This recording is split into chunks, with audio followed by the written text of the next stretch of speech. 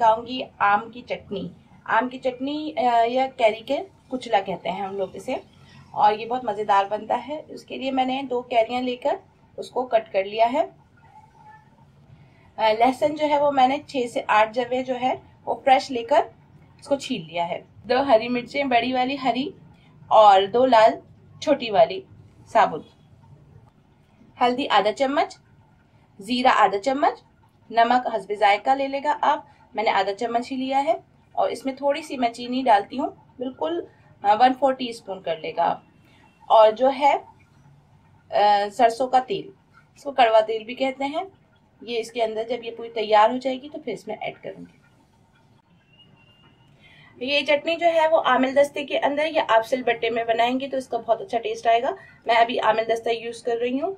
तो इसमें जो लहसुन है मैंने 6 से 8 जो लहसुन फ्रेश, हरी मिर्चें और लाल मिर्चें,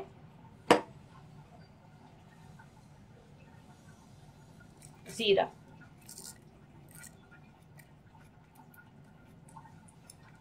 पहले आप इसको अच्छी तरीके से कुचल लें।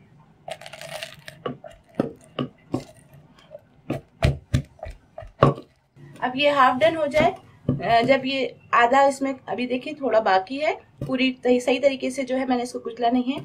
जब ये पूरा हो जाए तो फिर इसके बाद मैं इसमें कैरी ऐड करूंगी। दोनों सब चीजें एक साथ मैंने इसलिए नहीं करी थी वरना फिर कैरी जो है वो सही से नहीं हो पाती। और अब मैं इसमें हल्दी, नमक, चीनी सब एक साथ करके अब मैं इसको अच्छी तरीके से आमिल दस्ते में कूट लूंगी। अब ये जो है चटनी हो गई है, मैंने इसको खूब अच्छी तरीके से पीस लिया है।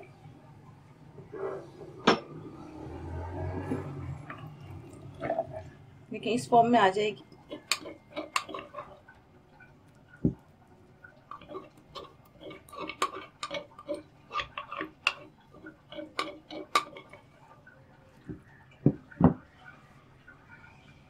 इसमें अब मैं कड़वा तेल, मस्टर्ड ऑयल जो है वो मैं ऐड करूंगी